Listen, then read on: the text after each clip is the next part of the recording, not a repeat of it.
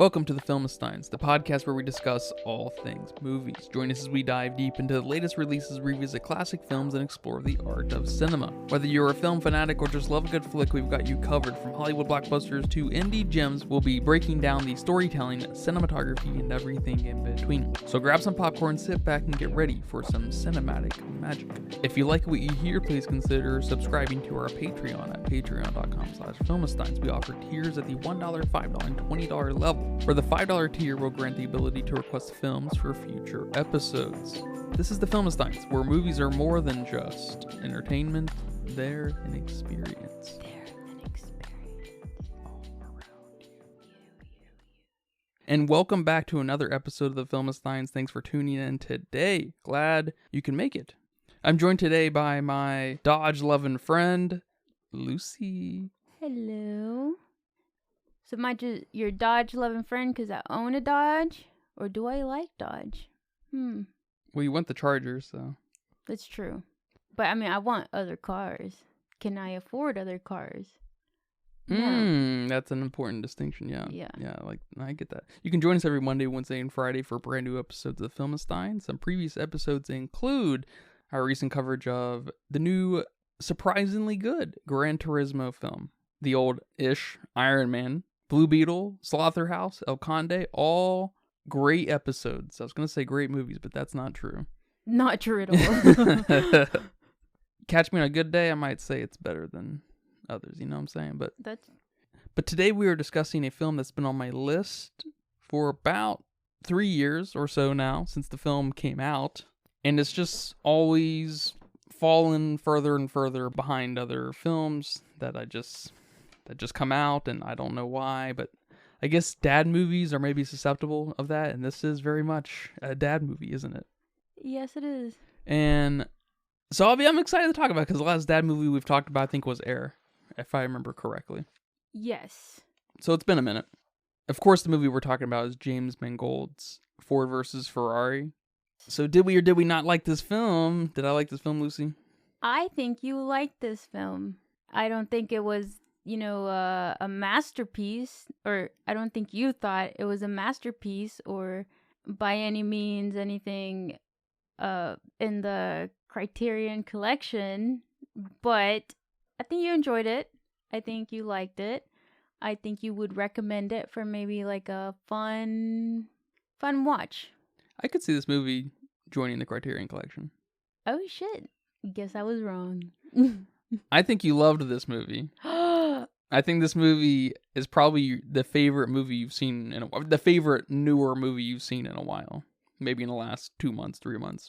It's hard. I'd have to go back and look at our chronology, but not including Iron Man, not including more recent releases, not episodes.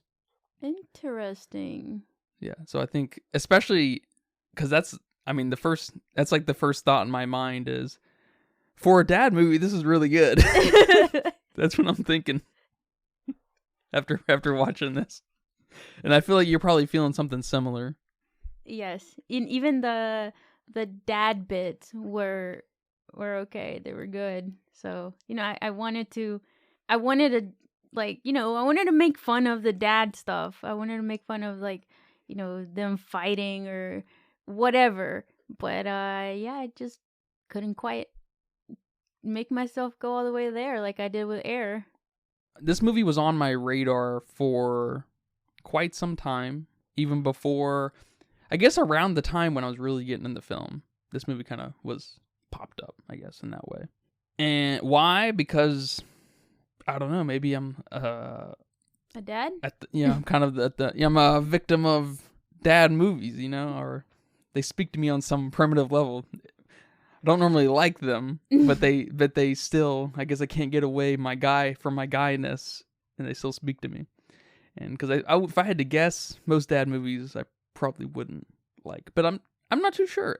I know what a bad dad movie looks like. Air, from the award-winning director Ben Affleck. Never gets old.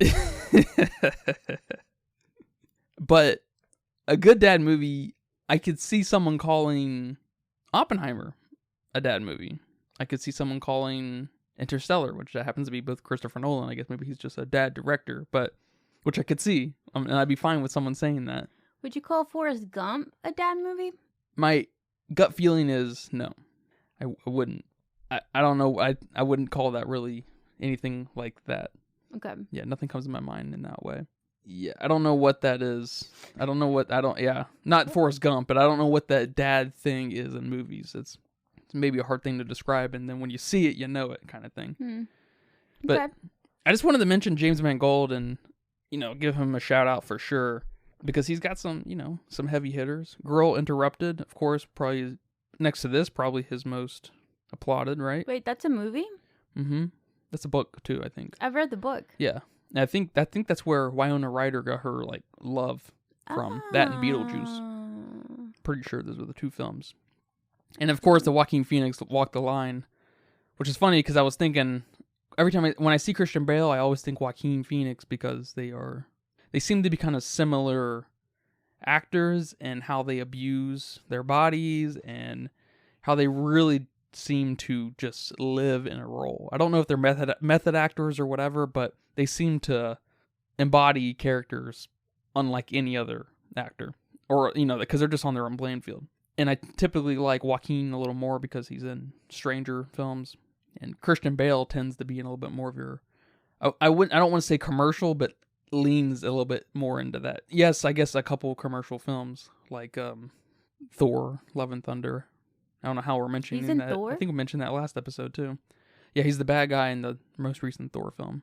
Because of the dad from our Gran Turismo episode, right? The dad was in Thor. That's right.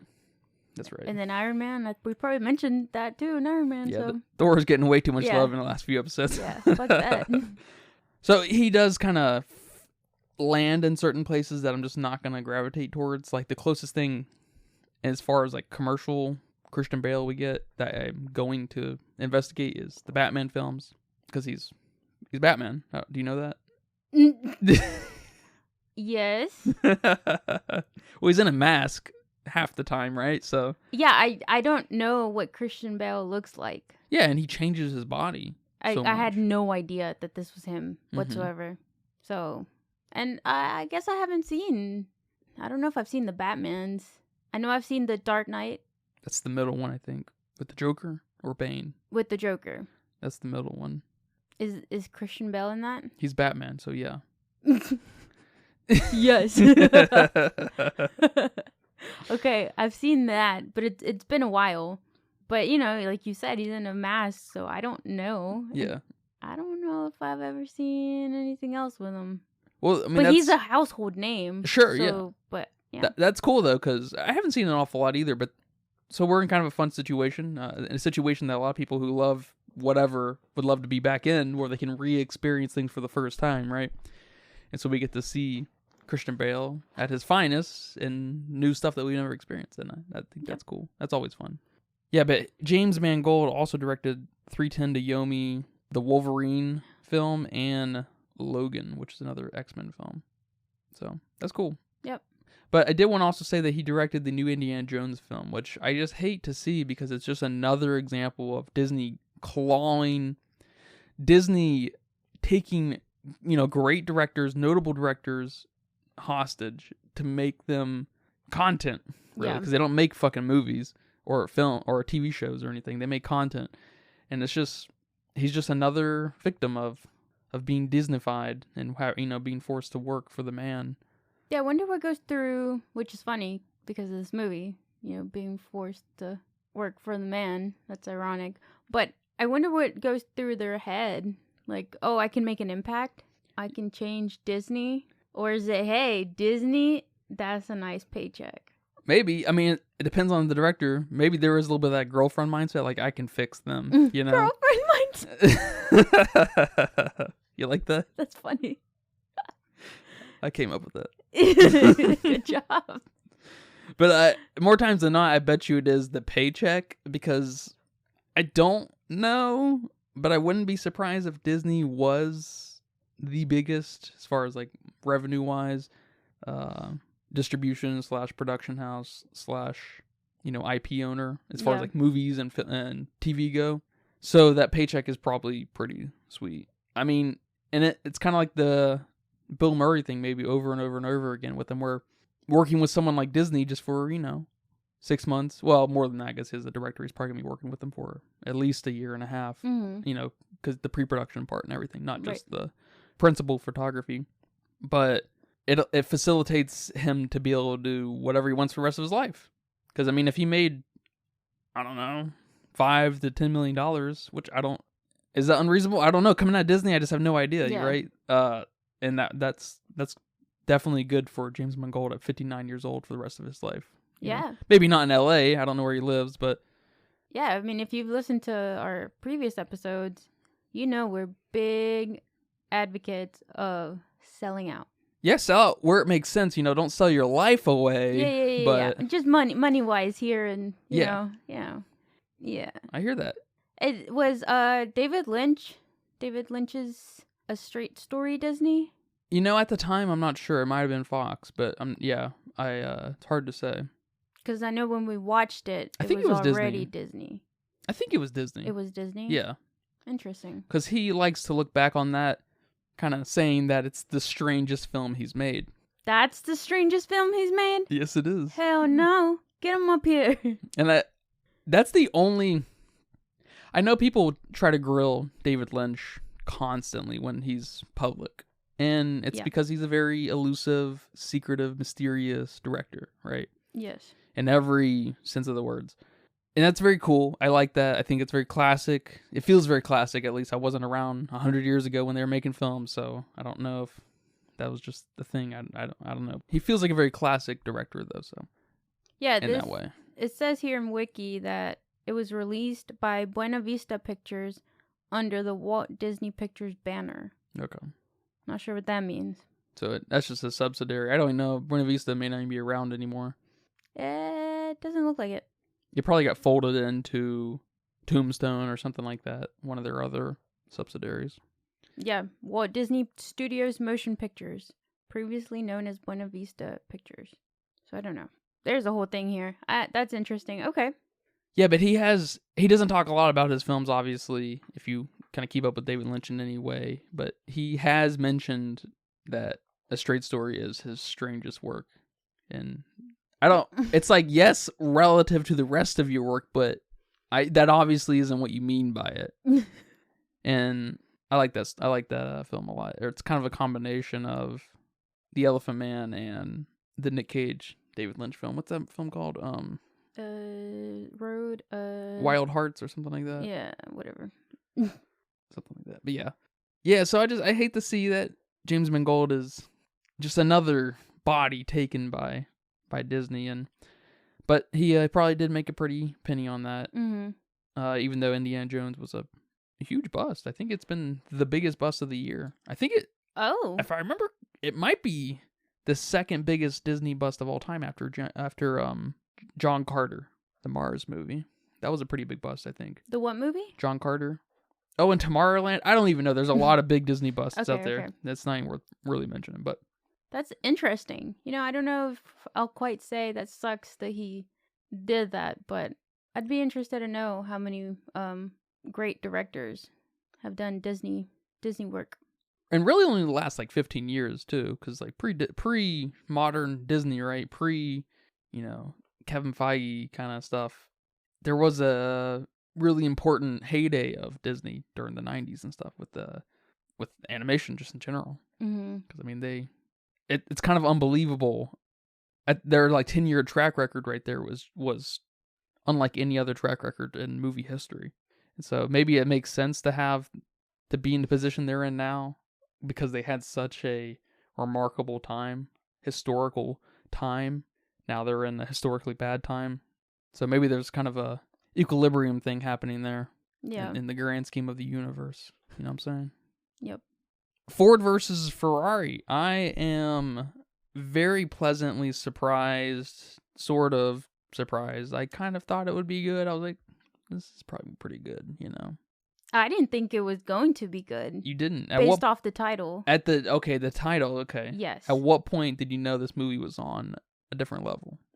Not on your basic movie fare level. Let me see. I mean, it really didn't take much. you see Matt Damon and you're like, okay, interesting. He's not really in a lot of bad things. He's in a lot of dad films. I guess maybe I'm a dad too, because I think he's in. I'm blanking right now on the films he's in. The Martian. I love The Martian. It's a dope ass movie. Is that a dad movie? I don't know. It doesn't. That is such a dad movie. Is it? Movie. Oh, okay. I think so. You know what defines a dad movie? Or part of the definition of a dad movie? Loving the craft, the character loving the craft, and working hard. If you have that happening in that movie, there's a good sign it's a dad movie. Something like that. Yes. And of course, that's a Matt Damon hallmark, I see that. Okay. Yeah, probably when I saw him, I'm like, okay, we're going somewhere. And I didn't know Christian Bale was who he was, but I think he did a phenomenal job in this film. So him just kind of being weird. I was going to say in the introduction scene, but no, that's not. And the scene I'm talking about is when he's hammering his trunk in. But that's not when we first see him. We see him first when he's working at his garage, which that whole interaction right there for me was kind of off. But then after that, in the scene where he's hammering his trunk closed and he has that race, then I guess from there, for me, it immediately went up. Yeah, I think they do a really good job making you ask the question, who is this guy, when he's in the garage. I think they do a really good job with that, because they don't really give you a good taste of his character, other than his... It's like a gatekeepy kind of attitude of, you need to understand the car to be able to drive the car kind of thing. And so it comes off a little like... It just makes you ask the question, who is this guy? Which is, I think, very cool. Did you ask that question? Did you get that sense? Yes. I'm trying to think if he did anything violent in that scene. Did he throw something? Or was he just like, dude, you need to, drive your fast car like a fast car, and then... Yeah, nothing violent. The dude left. I thought some interaction happened there, but... He was just kind of, in quotes, rude about, him not... But he was like happy rude. So he's not a mean person. Like, okay, we're not supposed to like him. No, he's not that kind of rude. He's like a smart ass. Yeah, he was being a smart ass. Exactly. Okay. Yeah. But I guess immediately after that, this film pretty much was pretty good. Yeah, I think Christian Bale... I think this may be one of Christian Bale's best performances. I mean, I think he did a great job of being Ken. What's his name? Ken Miles? Yep. What do you think about the similar kind of character parallels we had with Gran Turismo and this? I thought that was kind of funny. In one way. Well, we had our marketing guy who was... Oh.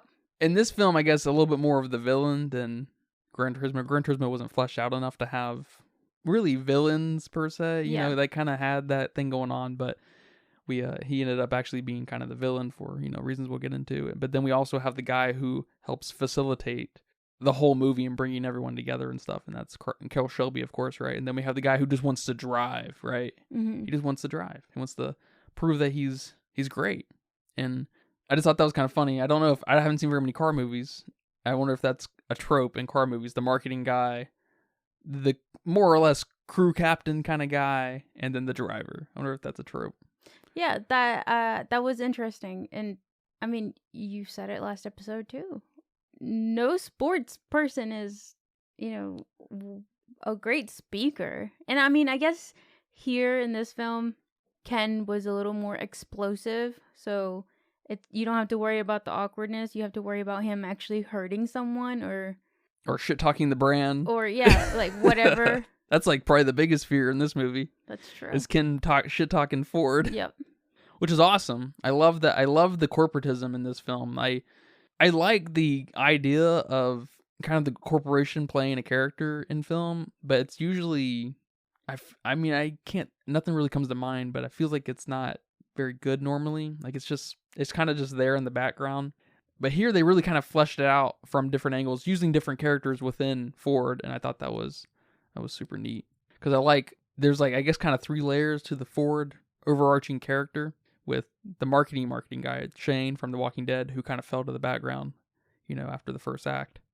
The vice president of Ford, who eventually becomes the head of the racing division, right? And then Henry Ford II. And I like the sort of conflicting feelings that happen within Ford itself. And I feel like there's just good development happening throughout all of the movie itself, but especially Ford. And I'm just a little surprised, I guess, that it happens within that that angle of the film. Yeah, I think one of the best things about this film is the story and kind of the message that they're trying to get across. Of course, friendship, that's probably one of the biggest messages they're trying to say here, but serving the higher ups, serving the managers and the corporatism and all that stuff. So I like the well, I don't know. I was a bit confused on whether I liked the kind of corporate side of this film. I guess if I had to pick any downfalls here, it would be that. Like when Shane goes to talk to Enzo Ferrari. Yeah, that was towards the end of the first act. That Yes. was a little confusing. Yeah, okay, it confused the shit out of me, and maybe I felt like I didn't know enough business car terms. I don't know. They were, and then there were a lot of people talking all at once. Yeah, it was. I totally get that, and it felt the most forced part of the film. Mm-hmm. And I guess that's just ended up. I guess that was necessary because it was. I guess it was obviously true. I can't imagine them making something up like that. It was true. Yes. I'd be surprised if it wasn't. It was. But it was an important catalyst to get this film going. Yes. So it was totally essential, and it felt the most brushed over. What do you mean it felt brushed over? Maybe I should say it felt the most incohesive. Okay. Not brushed over because it did help set up Enzo, because Enzo's, performative piece where he was yelling at him in Italian, yelling at Shane. Lee, you said his name was? Yeah, Lee. Yelling at Lee in Italian and, telling him off and everything. That was very cool and pretty effective, I think, even for at the very beginning, being at the first act of the film. I was like, wow, I don't even understand what this guy is saying. And we're getting it translated in meetings. And I was like, this is really good. At that point, I probably had it in my mind that this movie is going to be just great. Yeah. I think that towards the end of the first act, I was totally already, it's a great film. Because I guess when we met Christian Bale's character, I was like, okay, this is a movie. I'm here for this, totally. And then after the first act, I was like, this is special. Right. Yeah. We've reached special status. But no, I feel you. And it wasn't a complicated bit, but they didn't. It was just hard to follow. It was because I think it was because it was a little bit incohesive in the routes we went. Yeah, but I remember when watching it, I said, as long as they explain to me what just happened, I think I'll be okay. And they did. They came back and said, they told Henry Ford II, he's like, well, what'd he say? And it's like, well, he said, screw you and your small American cars. I don't know what he said, in your ugly factory, and he called you fat. Yeah. So.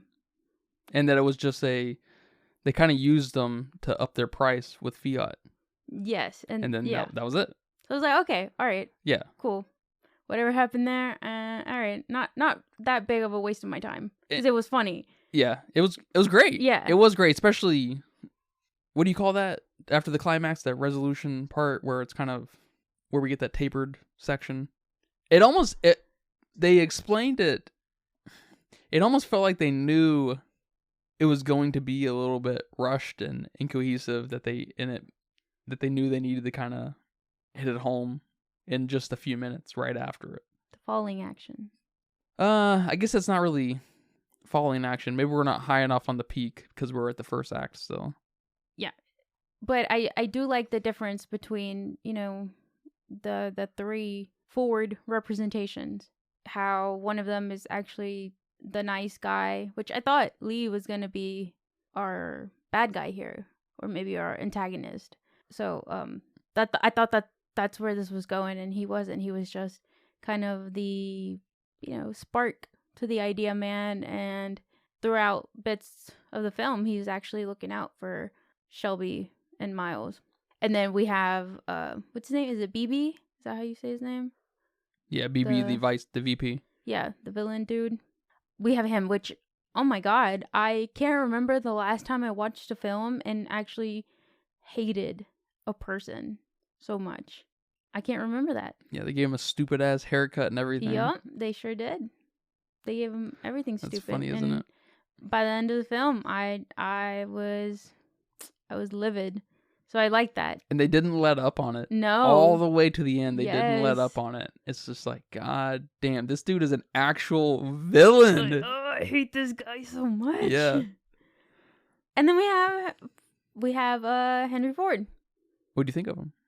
I think he did a great job. I think he did awesome. I feel like he gave probably the most nuanced performance out of all the other characters, which I think is very interesting because I think nuanced performances are just extremely hard to pull off and even harder to have hold up next to people like Matt Damon and Christian Bale. Yeah.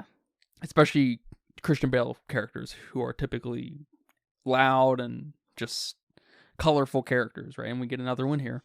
But his like slow, convincing, and real kind of methodical, cadence about what he talks, where he sits, how he looks, to him getting in the car and, getting like just totally put on his head, and it's just hard to read him and stuff. And then it's like a combination of, it reminds me of that. It reminds me of those, laughs or those cries that sound like laughs, and you're like, what is, like, it's just like, yeah, what is, so it's just like, it's such a, I don't know, he's just a really interesting guy to watch. It was insane. It was, I mean, that's what it feels like when you're crying and then it turns into a laugh. Like, you feel insane. You feel like you're crazy. Yeah. And that's what he looked like. Yeah, and it was great. It was super great, and I love his slow come around to Shelby, but he never delivers on it. He like, it's just a little bit of a wink of a nod type thing towards him, and then BB never really picks up on it. No one else knows really, except maybe the audience. I'm not even sure if Shelby knows. What? That BB's kind of on his side entirely. No. Not BB. That Henry Ford's on his side entirely. Because I think he knows he's got him in the bag when he takes him for the run, right? He shows him that, you know, what the car feels like, that, we need someone like Ken behind the wheel and everything. And I don't know if Shelby totally knows that he's got him. So I don't know if, I think that's a good space to live in. I'm not convinced as an audience that he knows exactly, because he shouldn't know, because they're human beings and stuff. But we as an audience, I feel like, definitely know based off of his little wink and nods towards Shelby when we, something cool happens with Shelby and Ken, and then he's like kind of got a little smirk on him, and then BB's getting all pissed off and stuff. We know. I think that's really, really cool. But at the end of the day, it's still his company. So, it's like he still wants the money. He still wants the advertising. He still wants what's best for him. So it's, I guess it's not exactly a redeeming quality that he gives into Shelby and ends up liking Miles. But the whole Shelby Miles thing on him, I feel like, starts to humanize him a little bit. Because at some point during, the Le Mans, it feels like he's actually having a good time. And it's hard to know if he knows that they've just got it in the bag, that Ford just is going to win and stuff. Or Ford is at least, already... Because he already knows they have the faster vehicle. That's already cool without winning. So, is he already won over behind the scenes, and just now this is kind of for fun? Because, of course it's not in its entirety, because, of course, it's, these cars are representing Ford. They are Ford cars. They're representing Ford. They want to, be on top every single time. They want to go higher and higher. You can never be too high, right? And, of course, they double down on that thought when they all try to pass they all try to cross the line at the same time, and then there's another layer to that as well. But it feels like they do manage to crack, I guess, Henry Ford II's shell a little bit and humanizing him a little bit. You don't get that? I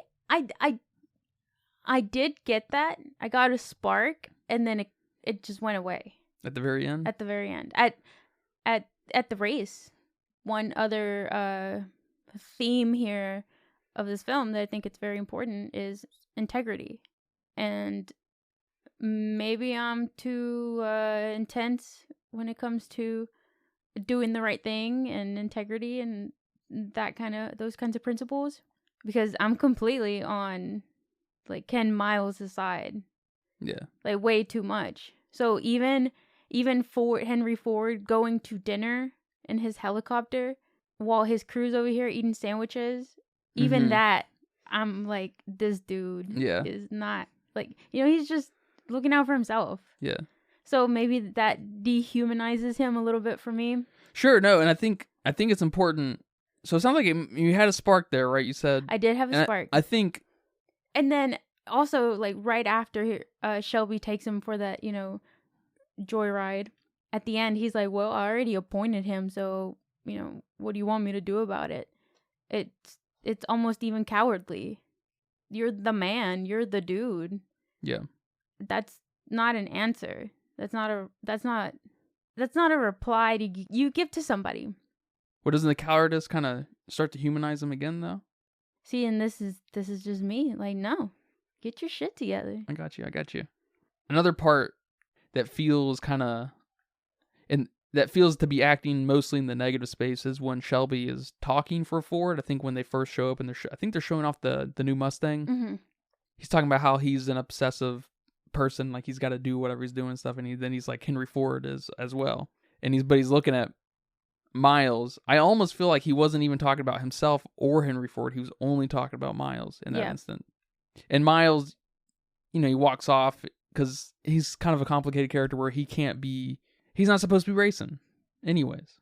He kind of let his wife know that, he was kind of done. Sort of, kind of, not really, kind of thing.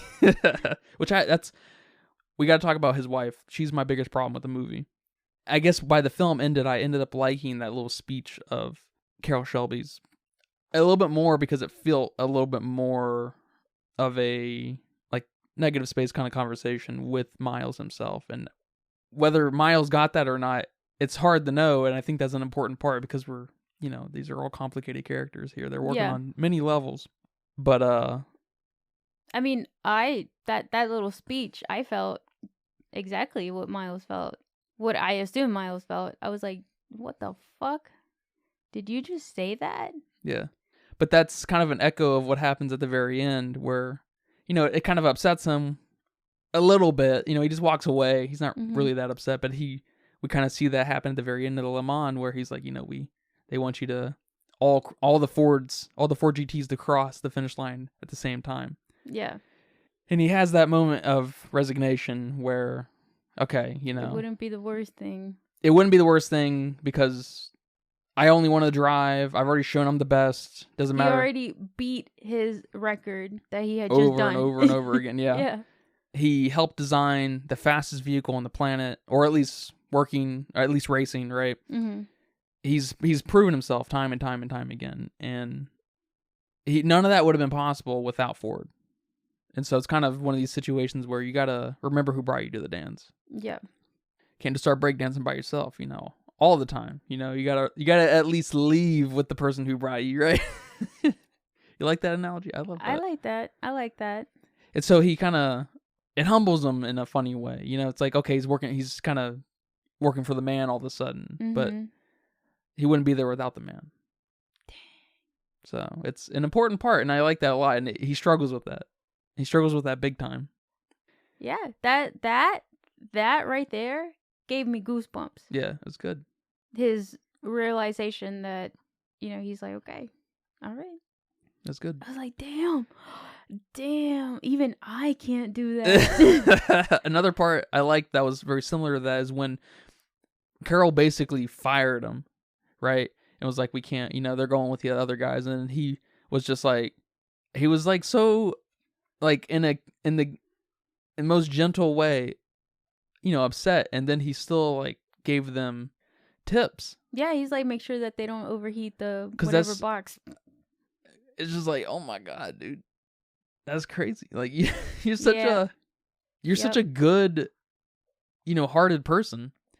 Because in that instance, the man's telling him no, but he's still kind of trying to help the man just because he's a decent person. Yeah. It's so good. It's good. On from many different angles. We were kind of talking about this with Iron Man being such a kind of a tightly woven story, and this has got very, that's just good writing, good story writing. Yeah. So, we'll see that here a bunch over time, right?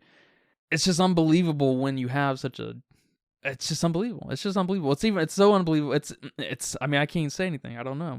I'm at a loss for words. But it's so crazy when you have someone like Christian Bale give such a great performance too. It really is. Mm-hmm. This is probably, I know this movie didn't come out this year, but this is probably my favorite performance of the year that we watched. Maybe next to Joaquin Phoenix's Beau. Beau's Afraid? Yeah. Yeah, I'd have to think about that. Because right now I'm just blinking on everything I've watched. I know, right?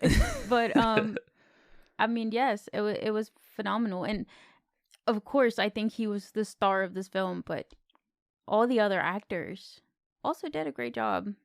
Who do you think was the weakest here? It's not even fair to say. Probably the kid. Yeah. It's just not even fair to say. Because everyone else is on the same level. But the kid just, I don't know what it is about kids, but they just don't give great deliveries or something. Like, and he did get some good deliveries. He gave some good facial expressions, like when his dad fucking crashes and when other chaotic shit happens. But because I want to say maybe the mom, but I feel like the mom's a little bit a victim of A dad bad movie? setup. She's a little bit of a victim of a dad movie. Yeah. She doesn't get quite the setup we need. Mm-hmm. And she, especially the most, it's a funny part, but the most awkward part of the movie is when she starts speeding off in the car, and Christian Bale's like, he gives a great performance, and she's doing great too, but it's just, what happened? Yeah, it was off. They didn't give us enough between them that she was upset about him racing. I thought she wanted him to race. Yeah, because she was like, it's going to kill you if you Yeah. don't race. Like, Wait, so now you don't want him racing? yeah, like you can't, if you're going to be that kind of person, we need a couple more instances of Yes. that. If you're going to go back and forth on that, because you seem to be head over heels with this guy no matter what the fuck he's doing, kind of thing. Like you're along for the ride with this guy. Ride or die. Yeah, because at first I thought she thought that he was cheating. But then she did see him leave with Shelby. So I was okay, maybe not, because what would make her kind of react like this? And then when it's revealed that it's him racing, it's like, what? And then at the end when he's like, okay, I'm gonna make like $200 a day or whatever it was, and then she's cool with it. I'm like, okay, was she just stressed about money? I've been there doing crazy shit just because I'm so stressed about financial stuff. Is that what this was? Yeah, it just seemed weird. It was weird. It was totally off. I think it was a victim of being a dad movie in that instance. It's kind of funny. Everything else doesn't point to her doing something like this. Yeah. Even when they're out there fighting and she just pulls out a lawn chair and starts watching That's them. probably the most dad part of the movie. Yes. And she brings them Cokes. Yes. Get us a beer. Stupid. So stupid. And then she comes and brings him lunch when she knows he's staying up listening to that race and he wasn't allowed to go to it. And, she turns it off to distract him and to make him feel better. So, yes, complete victim of a dad movie. Okay, I'm glad I wasn't the only one, because I was just like, what? What is this character? Yeah. Yes. Okay, good. I did like that we watched Gran Turismo before this and kind of have a little bit of a background on the race. That was completely coincidental. Yes. I'm going to tell you right now. The structure and these two stories, similar, right? Like what we've already talked about. And then happening on the Le Mans, and I was just like, my bad. I was like, I didn't mean for this to go like this. But it was so cool seeing it, kind of modern day to in the 60s. Yeah, that was super cool. That was super cool. I was not expecting that. In France, this place, or the movie is called 1966 or whatever year. It was 1965, Le Mans. That's the name of the film. Okay, because I saw a movie poster that said, like, I think it was 66. Yeah, Le Mans 66. It was like, is that just the French version? That's the French version, yeah. Okay, that's cool. But I absolutely fucking loved that they showed the bit where they run to their cars. Because I know he said it. He's like, I gotta run to my car. They You're said it, and I was just like, what? Excuse me? I immediately was thinking, did they do that in Gran Turismo and they didn't show it? Like, do they still do that? I doubt it. No, they don't. Okay, they don't. I didn't look when they stopped, but they don't do it modern time. That's hilarious. For safety reasons, as we probably saw in this film. That was the takeoff too. Yes. Was nuts. I couldn't believe that. That was awesome. That was awesome. I don't. That was so cool. That was not my favorite part of the movie, but it was fucking awesome. It's probably top 3 favorite parts. That's probably my favorite. What the fuck moment? Yeah. And then they started hitting each other. That whole instant, them running the car, and then pulling out, and then like his door not closing. It's just like, what is going? This is so like medieval. You know? Can you imagine prepping for a race and you're out immediately? It reminded me of Wreckfest, the game that we played. Oh my gosh, that's hilarious. Everybody just fucking dies in the beginning. It's like, all right, as long as you can make it a minute into the race, you're won. Good. You know, basically. That's good stuff. Okay, I'm glad they don't do that now for safety reasons. That's good. Because, like, what happens if you trip and then someone is in their car already and, like, you fucking get ran over? You know what I mean? That probably happened, right? Oh my god, I didn't even think of that. Yes. They're in the heat of the moment, probably, that I don't know if you can stop them so quickly, you know? Can you pull something? Jesus. That's crazy. That's cool. That was a very cool bit. There's a lot of cool bits in this movie. I can't. And watching modern movies about past events and, you know, like, especially before the 80s, it's pretty cool to me how they film those types of movies. You see what you get what I'm trying to say? Like, where do they find the cars? Where do they find the outfits? Like, how do you know for sure that that's how it was? I mean, it's pretty cool. And I wish I knew enough about what products were where, when, and when they came out and all that stuff, so I could, you know, kind of Easter egg my way into these films. Yes. I just think it's so cool. Yeah, well, those people have full-time jobs doing that. I'll tell you that right now. There was a really... Wonder how much they get paid. Oh, man, they probably make... they may probably make $1,000 a day. Holy shit, I need to do that. That sounds fun. And they become specialists of maybe certain errors and stuff, and they get hired on for... Like, I'm pretty sure... I hope I'm not fucking this up. I think The Great Gatsby had one of these people on who wasn't very good at their job. And they mistakenly, not stylistically, they mistakenly included certain headpieces or hairstyles or something, and they got called out big time. Oh, no. Yeah. I'm pretty sure that's the movie. So there's this stuff happens, right? Yes. Especially in a movie like that. Like, yes, that's based off the Depression. You know, like you have to get that right. And everybody's gaudy and like all dressed up and everything. And here it's a little more excusable. You can probably get away with a lot more because there's a lot of jeans and cargo and basic and blue collar shit. Mm-hmm. So the harder part is probably the cars. But then again, that's probably super easy for a film like this to get their hands on because all these car collectors all across the world, all these car museums and stuff. That's true. And then not to mention, cars are just studied so much, you know, it's like, it's probably one of, I mean, so is dress and everything and, 1920s, 30s, 50s aesthetics. But I think The Great Gatsby is a funny example of it going wrong and it causing a little bit of a controversy. But I'm sure it's one of many who have kind of dropped the ball on that. Yeah, like the, well, this isn't dropping the ball. This is just funny, but the Starbucks cup in Game of Thrones. No, that's dropping the ball. Well, they didn't put that in there intentionally thinking Starbucks is from, you know, this world, but that's hilarious. But yeah, I just there's just a bit of appreciation there for me when I see stuff like that. Yeah. And I'm like, I wonder if that car looks so cool. Like, was that from the 60s for real? Or which one? Yeah, I don't know. I can't even name you. Yeah, probably all of them. I love the kind of the like, how would you say it? Like future retro look or whatever. Mhm. Like it's you know what I mean. Especially the Yes. Ferraris, they look very like Shelby's car. I don't know. Shelby's car. Yeah, Yeah, I don't know what. the Cobra. Yeah. Yeah, I mean, it's got a similar kind of aesthetic and bubbliness and stuff. It looks like something, that we imagine that, they thought the future would look like in the 50s and stuff. And it's very cool. Very cool. And like, even with some of the product stuff, I don't know if you saw the big copper tone. Is it copper tone? The sunscreen with the little girl. Oh, I don't know. Yeah. That big ad that was back there. Yeah. It looked pretty cool. But is it from then?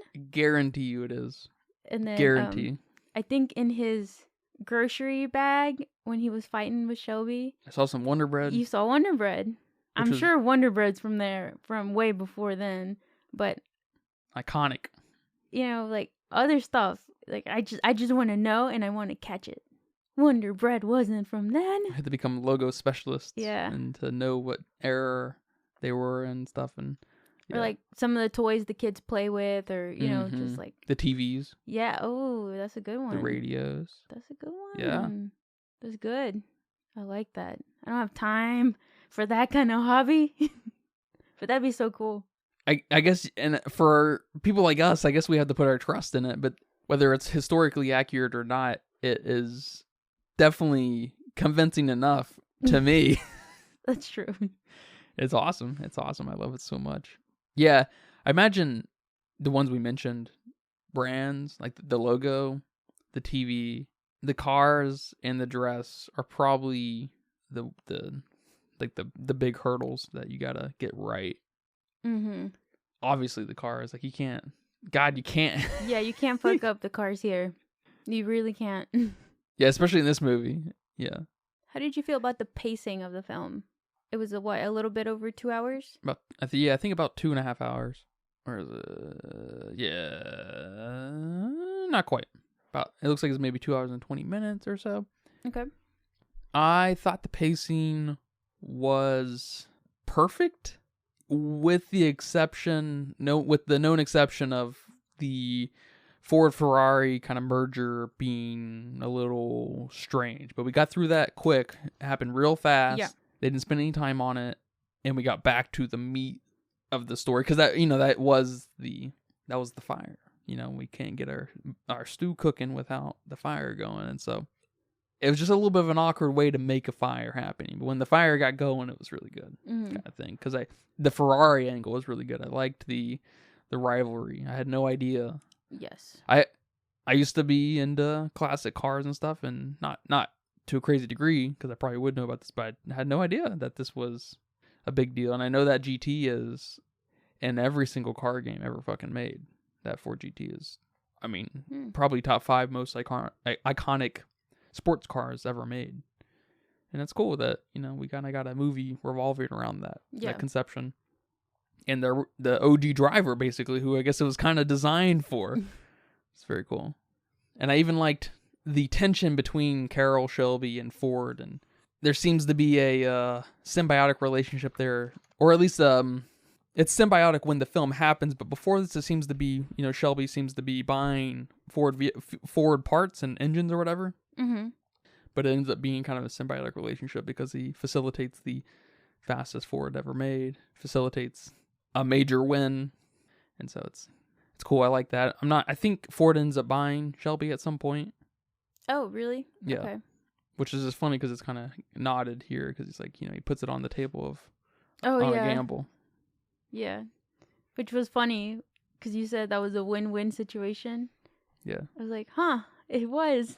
I guess you got to do what you got to do. You got to make them feel like it's a choice. Or it's like you got to make them feel like, what do you want to win so I can have this? But back to the pacing a little bit. I don't know how I felt about the pacing. I didn't get, anxious like Batman. Of course, that's my go-to anxiety movie now. And it didn't quite feel so natural watching for that long time. Like, the 2005 Jack Black King Kong movie, I could watch and not feel the time whatsoever. over and over and over again. But something about the pacing here I didn't quite like, but I can't tell where. And I also don't know if I got enough racing. It was like car testing and then the one final race. Yeah, we didn't get a lot of proper racing. That's true for sure. Yeah, it was definitely more of Ken's story. Yes. Versus like the Gran Turismo movie was more of, it was Jan's story, but his story was just from gamer to race car driver. There was no character there. Mm-hmm. And so that includes basically nothing but racing from game to road. Yeah. So I don't know if more racing was even applicable here. Yeah. And where would we have even put it in? Yeah, well, this is what the other side of that looks like. I feel like if you want a movie with character, that's the sacrifice you have to make. Yeah. Not a risk, sacrifice. Yes. And I think you can point at the very end to really confirm that, because we see a lot of the Le Mans race, but we focus on Ken driving probably what, a fourth of it, maybe a third, maybe. Mm-hmm. We're with Shelby or with Ken when he's talking to his wife or whoever. Yeah. We get, so I think they kind of knew that we had to sacrifice a lot of the racing elements to help build character and help deliver on some setup and everything. So yeah, so not a lot of car action, not as much as you might like to see. Although you get to see like hyper realistic takes or hyper realistic, performative pieces of like cars exploding and hitting each other and like burning out and stuff and everything, because it was pretty chaotic. That was crazy. You got way more explosions and burnouts here than Gran Turismo. Yes. Oh my god, it was insane. Yeah. And I mean, and every time you're like, he's dead. Whoever's in the car, right? I think maybe that's what gave me the pacing issues, that I was waiting for him to die. Oh, there may have been a little bit of that. Yeah. And he wasn't dying, so I'm like, okay, I'm good. We have the race. He didn't die. Shit. I'm good. And then the end. And then you're anxious. I was fucking anxious. It warped your time. And then all of a sudden, they're out there. He's doing that test drive at the end, and Shelby starts narrating, and I'm just like, why is he narrating? Why does he sound so sad narrating? And then his car fucking explodes. Well, I guess we see the brake. We see his face. We see he's not braking, which they set up, and we're waiting for the delivery on that the whole time. That is, see, I'm not saying you're feeling this way, but I can see that feeling like a pace issue, knowing that setup is there. Some people don't make it out of their car. It has to hammer the car shut. An echo from the very beginning, of course, too, with, trying to shut the trunk, which is beautiful layering. Cars exploding, ride or die brake kind of thing. The brakes kind of going bad or whatever was happening when they were going red. I guess deteriorating. Yeah. Yeah. The failing brake system, I guess. And then you're just like, when is this going to all meet? Yes. Because that's what, if we've learned anything from storytelling, especially in movies, that's happening. That's what good storytelling always ends with, is where all these other loose ends meet, and it's like always a fucking death. And they do it. And I could see that being... Yeah, because it just felt like a pacing issue, but I couldn't quite put my finger on it. But I think that's it. Yeah, I mean, I can't speak for you, but I definitely... It's not an issue. I don't think it's a pacing issue. I think you may have just been a little anxious. Yeah, it's exactly. It's not an issue. It's just they made me feel what I was supposed to feel. Anxious. Yeah. And dreading the end, maybe. Oh my God. A little bit. They capture it really great at the end there, where he spins out, and you're just like, and he's going down like a straight, and he spins out, and you just see dirt, and then you see just a little bit of flame, and you're just like, is he okay? And then Matt Damon's character Shelby looks back at the kid, and the kid sees it. That's right. Oh the kid sees it, and Shelby looks at him. He's just like, and nothing's really said. And I don't think I was gonna burst into tears and I didn't. I just, got a little teary-eyed. But I think I was fine up until Shelby turning around. And, he looked at the kid, but he was really looking at me. Yeah. And then my throat started... Well, you were the kid in that instance. Yeah. My throat started closing up. Yep. I was like, fuck, I knew they were going to do this to me. I knew it. Yeah. They can't. That was good. They can't. Good. It was awesome. That was awesome. And then they linger on that note, which I feel like you don't see super often when you linger on such an earned death in a way. They earned it narratively, but Ken earned it himself by living life on the edge to the fullest and pushing and pushing and pushing, his love for these vehicles, right? Yeah. It was really ride or die for this guy. There's probably no better death for this man than bursting in the flames in a Ford GT. A car of partially his invention, right? Yeah. It's like that lady that we were reading about, or that you read about. That, the old lady? Yeah, the old lady that her last dying wish was to skydive, and she did it and died a few days later. It's kind of cool. And I think you said, oh, well, she didn't die from the skydiving. It's kind of like that. Like, she probably would have loved to die from the skydiving. Yeah. The guy holding her as they skydive probably wouldn't. Oh my God, he'd be traumatized. Yeah. I'd be traumatized. Yeah. I get traumatized from, squishing bugs sometimes. Yeah. I feel so bad. I'm like, damn, they weren't doing nothing to me. Yep. I thought I was throwing out a dead bird today out the door, but it flew away. Good. And they linger on it through Shelby, right? We see him in his office selling cars, and the death of Ken kind of puts his world upside down. Like, what is even life? What is even, like, what am I doing with anything anymore? Which is so hilarious, the melodrama.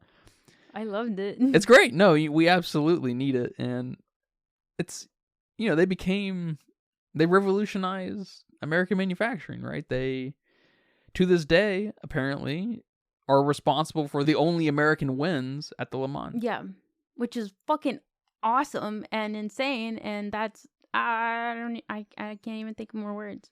It's so cool. But the end scene when Shelby's driving away after he had just given Peter when he had just given Peter the bread. He had just given him the wrench, and he's driving off, and he drifts, and then that car is coming out. That was cool. I don't know, I guess it's just 5 seconds of ending, but I really like that bit. And I saw in an interview that was completely just random. Like, he didn't mean to drift, and he drifted, and then swerving the other car. He said it was just totally coincidental. And Matt Damon. And I thought that was cooler, because that like, I don't know, that last bit stuck out to me, which I guess it did for them too, or they wouldn't have included that, but it just like shows you how distraught he is.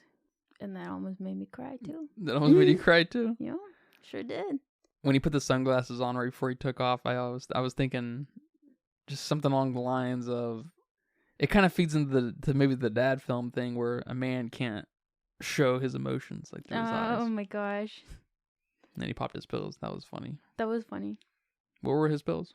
He had a heart condition. Oh, okay. I think in the beginning of the film, he takes some too, because that's why he couldn't race anymore. He had a heart condition. Yeah, he takes them a couple times throughout. Yeah. Okay. And then Ken at some point is like, "You still taking those pills?" And so they were for his heart condition. He's like, "I like how they taste." He said something like that. What do you think about the wrench? That kind of was a through line. That was pretty sad. Yep. I like but as far as the interaction goes between Shelby and the kid, like at the end there, I like that he didn't have the interaction with the mom, the wife. I like that it was with the kid, and when he gives the wrench to the kid says, "Hey, I remember that day." And he's like, "Is that the wrench he threw at you or something?" I don't know if I like that he said it, but I think it would have just been like more sad if he just would have said, "Oh, I remember that day" or something like that. I don't know. But maybe their goal is not to make me completely be depressed. So I don't know. It may have been nice to get a little more melodrama out of the kid, but like that probably would have been good. Mm-hmm. And then when he was holding the wrench and he's like, "Well, I gotta go. You know, my mom's calling me or whatever." And then I don't know if you saw that he like stumbled on his bike. That was funny. I don't know if that was on purpose. He like lost control of the handle for a bit, and then he like saved it and kept riding his bike. Probably was not on purpose. You just, those little things are, and that might be part of a kid's performances that I don't typically like because they're so sterile. Maybe things like that are a little more, we need to accentuate and embrace the kiddie things like that a little more to help sell the kid's performance, because kids' performances tend to be pretty sterile. He was not sterile, I would say, but he was not great. Yeah. And I feel like we're missing a little bit of the natural, the flavor of a kid. Yeah, they're loud, not always, but they do have personality, you know, like kids, and that just maybe helps solidify that this is a dad film, you know, because women and kids, yeah, shut up. Bring me a Coke. Yeah.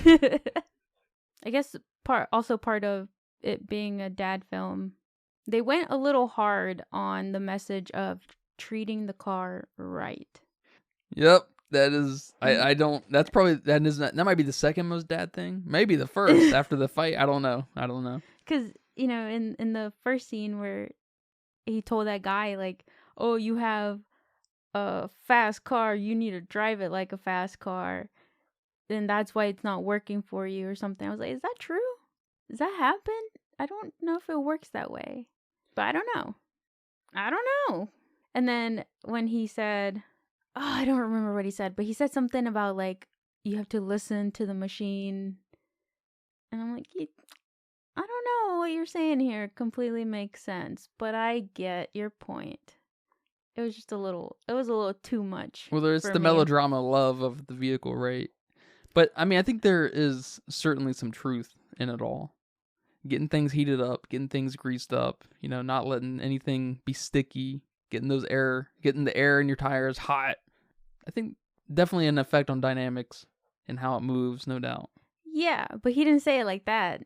That's what he was saying. That's what he was saying. I get that, but he didn't say it like that. He said it a little too weird.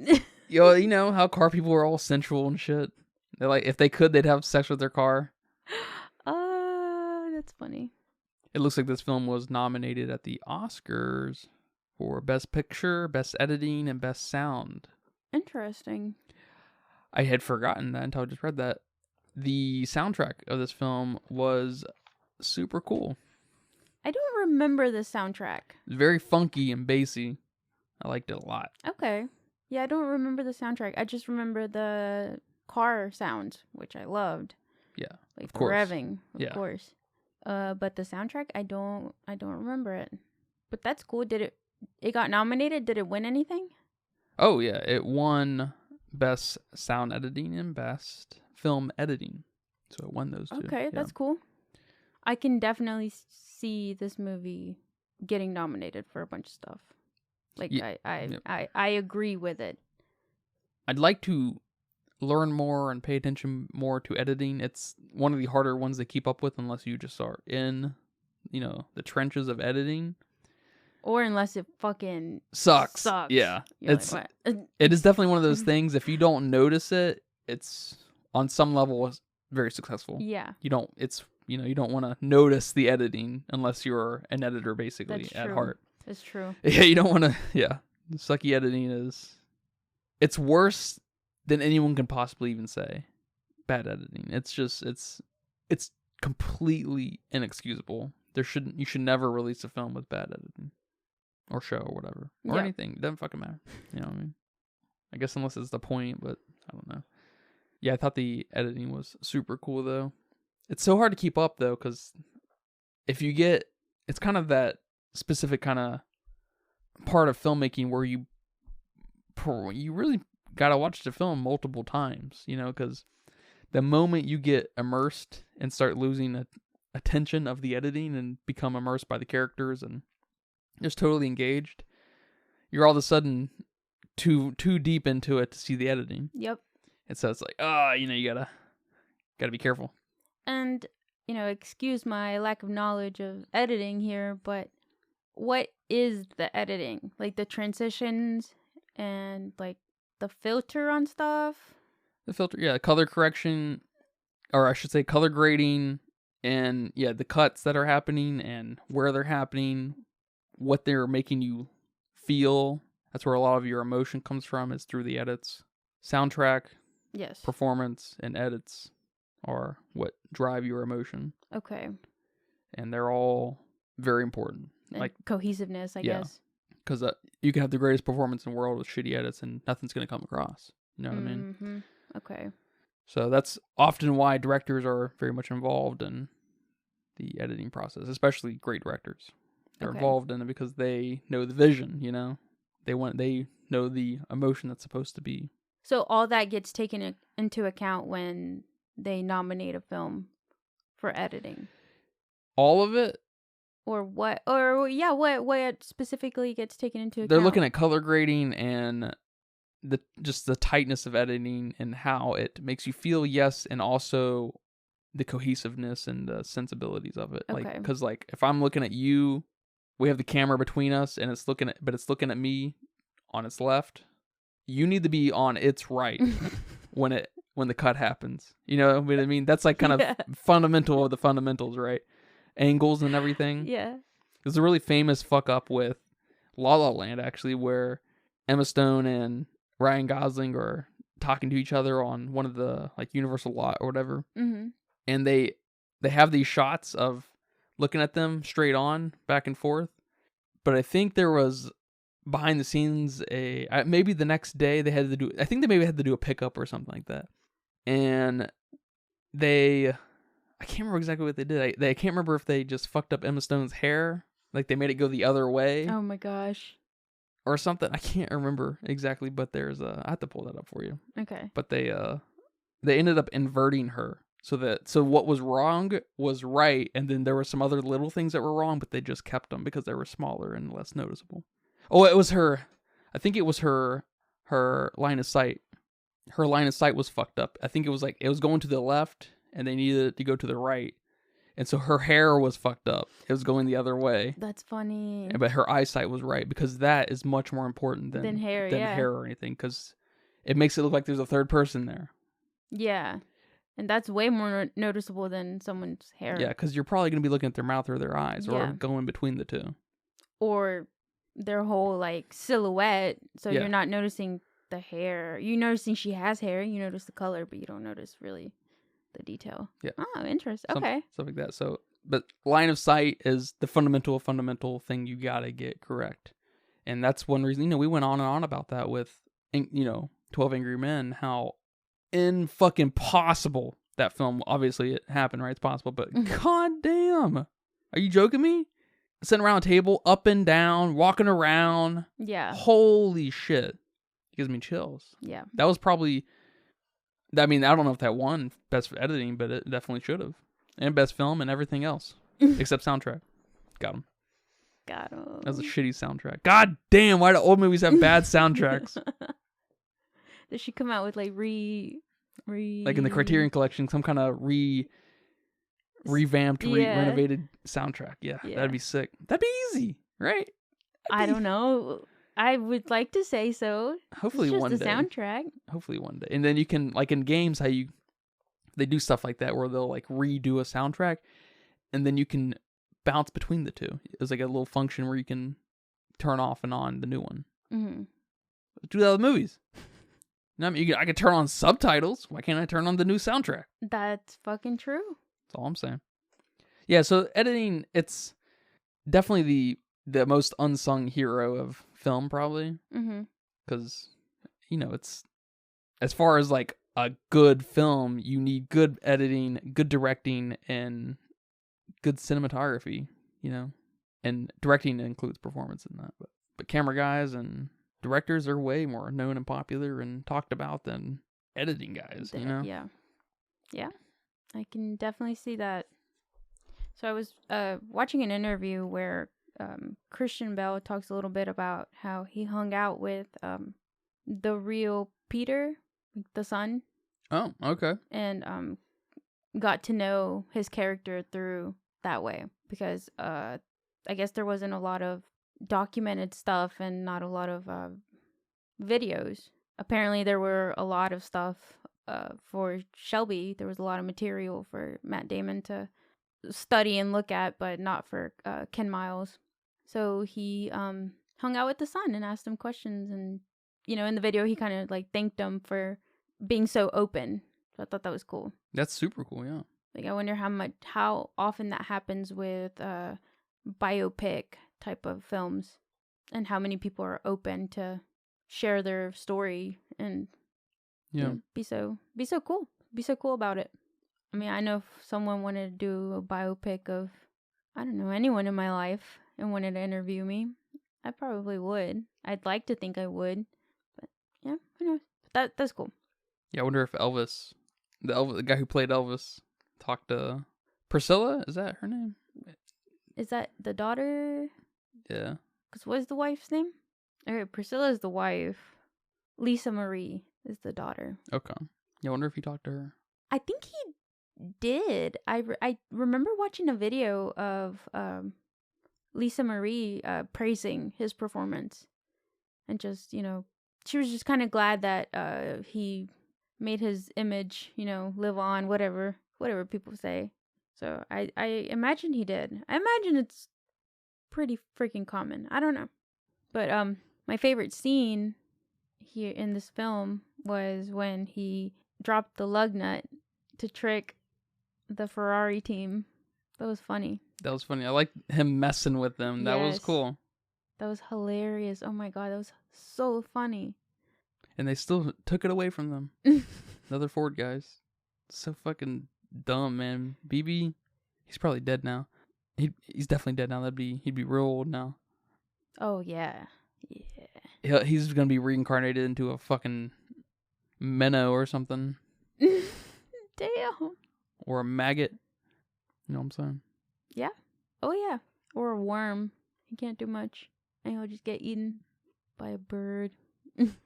But I thought that bit was gonna go somewhere. I thought they were gonna pull the Ferrari guy. Yeah, were they just trying to? I liked it too, but it's effective one way or the other. It didn't matter to me, but it did feel like they were gonna try to stop the Ferrari guy, and maybe they were, but the Ferrari guy's engine went out before they could. I'm not sure. Yeah. Or were they just trying to razzle dazzle their fucking team? Like, why the fuck did you? He's missing a lug nut. Oh well, don't tell nobody. He's making. I guess he's kind of gaslighting them, actually. Oh my gosh, because he took the hilarious. stopwatches. Yes.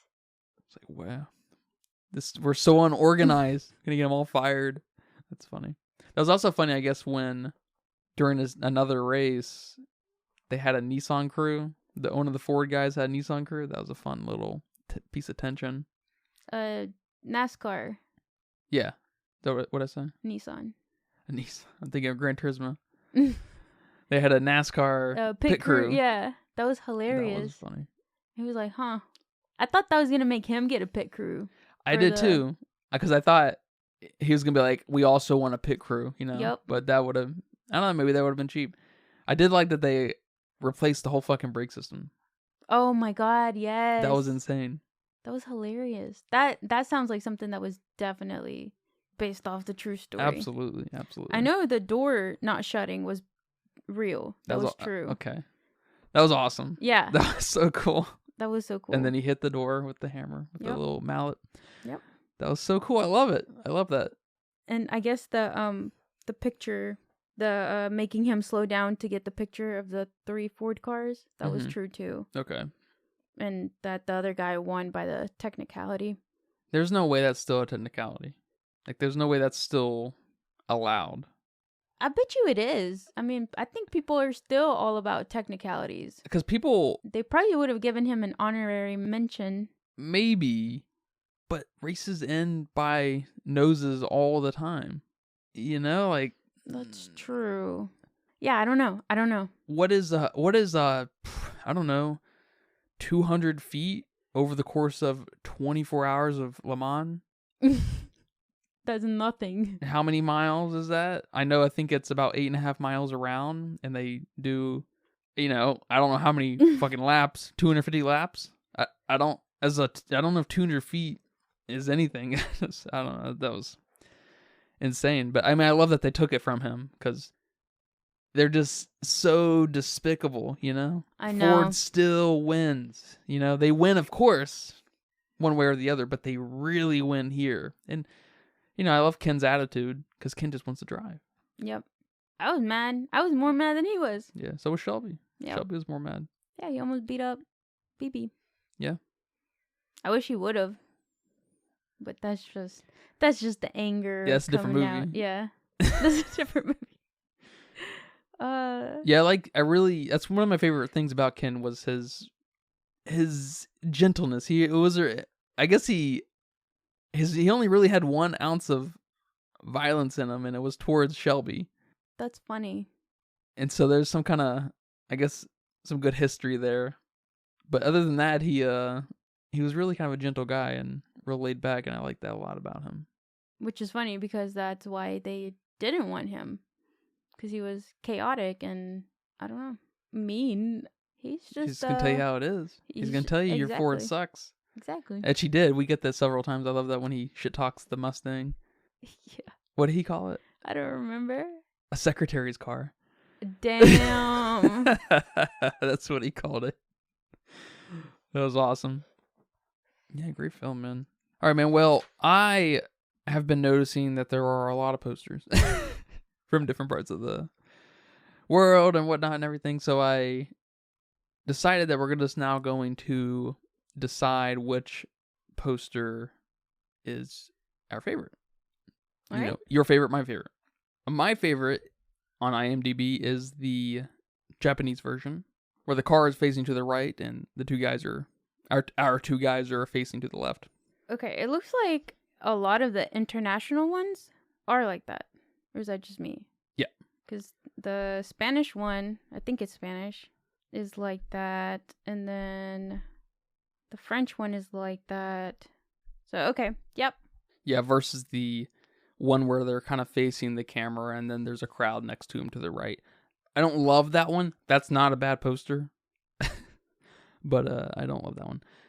But I really like the Japanese one. I like the composition of that just in general, but I like specifically the Japanese one because of the word versus word, where I guess Ford versus Ferrari, how it's laid out, kind of like a boxing match or something. Instead of the other ones are all Ford v Ferrari and all in one line. And I think that's very cool. And I love my weebiness might come out here, but I love kanji. I just love how it looks. I love how... You like what? Kanji. What is it, kanji? The Japanese symbols. Ah. So, which one is your favorite? I like that one too. You like that composition the best, right? Yeah, I like that one too. I like that it's, kind of drawn. It looks hand-drawn. It might be. People used to pay lots of money for drawn posters, but now they're all fucking composited with random screenshots that they put into an AI. Yeah. And will forever be that way now. I know, right? No going back now. But I also like that, we see the car he drove. Mm-hmm. So I really like this one. But for the other one, I do like that. I guess I do like that they're kind of just walking away from it. And I like that the Ford in blue, and then he's wearing that same blue. But then they didn't do anything with the red. So I wish they would have incorporated that somewhere if they were going to do that. But yeah, I enjoyed the same one you do. All right, man. Do you have any final thoughts for me? No final thoughts. No final thoughts. Do you have a budget guess for me? I do have a budget guess. What's your budget guess? Well, I went with 80. All right. And that's only based off the movie Gran we Turismo? just watched. And, just kind of upped it a little bit for the length. Okay. That makes sense. And maybe a little bit for the actors. And the amount of people. We had quite a few more people in this film. That's true. And, quite a bit bigger sets too. Yeah. And I imagine these bigger actors, I don't want to say bigger actors, but just more known actors. I don't know. I imagine they have more stunt doubles. And require more on set just in general. Well, yeah, bigger actors than Gran Turismo? Yes. Oh, much bigger. Much bigger. These guys, yeah. Not even. I mean, yes. This is kind of the thing we've talked about before. Matt Damon and Christian Bale are S-level actors. All right. Orlando Bloom is A, and David Harbour is an A-level actor, and then Jan he's a B-level actor probably. Ooh. Yeah, on the whole scale, we got S to F, S, A, B, C, D, E, F. Oh shit, we go all the way to F? Oh yeah. Jesus. I don't even Maybe D. Did I say D, E, F? I don't know what you said. A, B, C. We'll go S, A, B, C, D. That's what we're going for. S, A, B, C, D. Got it. That's what we're doing. All right. So, I upped it up a little bit, but I'm surprised with these car films because I would imagine there are a lot more. I hear you. It says here that it was 79.6 million, so what? About almost 20 million off. Didn't you say Gran Turismo was 100 million? Yes. That would have been right on the money if you would have guessed that. Wait, it's what? 96.6 million. You said 79, or did I mishear you? I don't know. 97.6 million. That's what I Okay. meant to say. If I didn't. So, yeah. All right. So I you're thought off. you said 79. I was like, I'm right on the money, but no, I'm a little off the money. Yeah. Okay. All right. Still not too bad. Yeah, and it went on to make 225 million. Okay. So that's also in that range, that just over double range. You're like, it's probably making money. Probably made a good bit of money, a little bit of money. Not, nothing crazy, but I'd imagine that did all right. Because advertising can cut into that, obviously, right? Mm-hmm. But I do not remember if it was advertised. I think Gran Turismo was more advertised than Ford versus Ferrari. Yeah, I don't remember seeing a lot about Ford versus Ferrari, but I had heard of it. Well, it was, I guess I heard of it, but not enough to know, hey, that's that movie from, it's like Ford versus, what is that? Yeah. Have I heard of that? So. Yeah, I got you. Thank you for watching that film. I feel like that's one of the best films we watched in a while. You like that film more than Iron Man? No. Okay. Mm-mm. But definitely probably the best. I like it more than Iron Man. Yeah. Take it back. I think it's just it's just working on a few more levels than Iron Man. Iron Man's a great film, no doubt. But if you like Iron Man more than this, there's absolutely nothing wrong with that. If you like Countdown more than this or something, or Blue Beetle, something's fucking wrong with you. You get your fucking head checked. Yeah, I think just Iron Man is just a tad bit more metal. Oh, it's because he's in a metal suit. What about the metal cars? I didn't get enough cars. Yeah. I feel like we did. You feel like we got enough cars? I feel like we didn't get enough racing, I guess. Oh, just not cars. Yeah, I mean, I guess it's maybe too early to say. I've only seen a couple car movies, really, but racing might tap into the fighting thing that I don't want an awful lot of. I want it to be very sensible and used very conservatively. Less is more kind of thing. I want more character and stuff, and I mean, there's nothing wrong with that. That's there are some exceptions. Love John Wick and everything, but for a variety of reasons, go check out our podcast. Yeah, and I'm a pretty big Robert Downey Jr. fan, so yeah, that probably bumps it up a little. Yeah, I hear that. I'm not a huge Robert Downey Jr. fan. I like him. He's cool. I like him about as much as Johnny Depp, probably. Good. Maybe I like Johnny Depp a little more just because I like Pirates of the Caribbean quite a bit. I like his character in that, and I like some of his other characters. I feel like he's kind of a cheap Christian Bale, Johnny Depp. Damn. Even though he's probably more expensive, but he's not as good as Christian Bale. Yeah, man. Thank you for watching this film with me. You're welcome. And thank you guys for listening to this episode of the Filmsteins. You can catch us every Monday and Wednesday. On Friday, go check out our YouTube. Leave nice reviews, comments. Go to our Patreon. Write some concerns, thoughts, ideas, questions, inquiries, complaints. I don't really care. whatever you want to write in there. Sure. If you want a journal on there? Sure. Yeah. I'll read them on the air. Mm-hmm. I'll read your problems on the air. Yeah. Yeah. But until next time, take care. Bye-bye. Bye-bye.